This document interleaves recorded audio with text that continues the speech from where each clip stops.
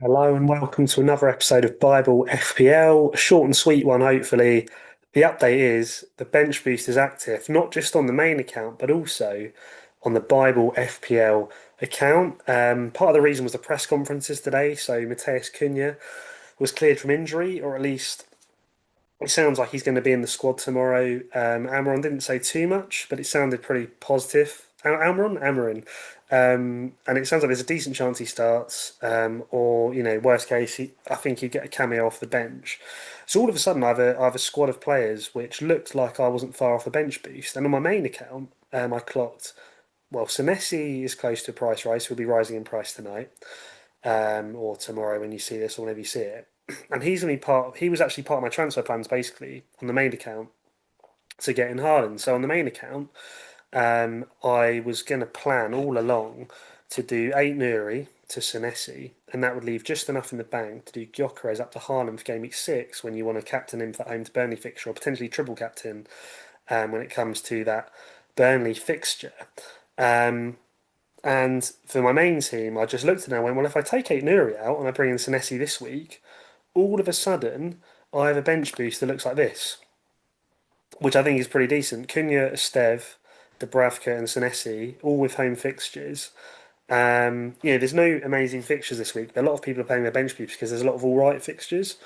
And it kind of just gets the bench boost out of the way. It means that when I come to wildcard, which I'm playing in Game Week 8, I can just forget about having to put in a strong bench and I can just focus on maximising my 11 plus maybe, a decent enough first sub and I can just go for it. So I think it works quite nicely. I've still got the captaincy armband on Burmo, still got the vice on Bowen. And that's how the main team is going to look going into the game week, which I'm really liking the look of. And it still means I stick to the plan with Senesi. I've just brought the transfer forward a week, basically, to play the bench boost. And still get Haaland in next week. So I'm very happy with the idea of this. And then on the Bible FPL account, I was looking at the team. I was thinking I've got three free transfers, and actually I could get out a bench boost this week with this team in a way that looks quite good, and I potentially could just wildcard next game week in game week 6. Okay, that means I can't triple captain Haaland, but there's gonna be so many other triple captain options down the line. There may even be a double game week before the what's call it, like second half of the season. So it basically means I can bench boost, get that done, and again I can then wildcard in game week 6. I don't need to worry about the bench boost moving forward, particularly on the Bible FPL team. There's only so many options I can go for, so to prioritise a sort of 11 or 12 moving forward without worrying about bench boost will be quite nice. So here's how the bench boost is going to look on the Bible FPL team. We're going to do Frimpong to Luca Dean. Now, part of the reason why we're doing Dean this week is because his kind of competing left back Matson started in the cup in the week. So I'm fairly confident because Matson got the nod in the week, it will be Digne that gets the nod away to Sunderland. So we're going to put in Digne. And he's a nice Lucas option who we haven't really had much luck with all season with Perez because the guy isn't playing any minutes. So instead of Perez, I was looking at it and we're going to go for Agbadu. Now, Agbadu's first name is Emmanuel, and Emmanuel in the Bible is one of the names that Jesus is given. Basically, yeah, a name for God in the Bible in the form of Jesus.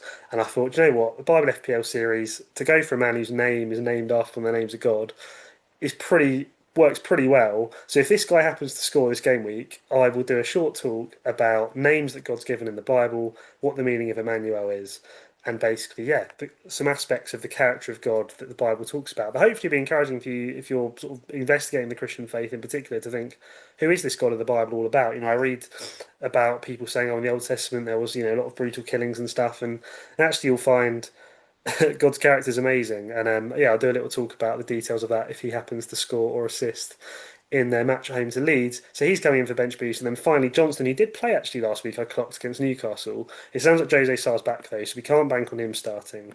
So instead, we're going to bring in Matt Sells. So we got Matthew for the book of Matthew representative. If he happens to make a penalty save, we can read from the book of Matthew in relation to the time he saved the penalty.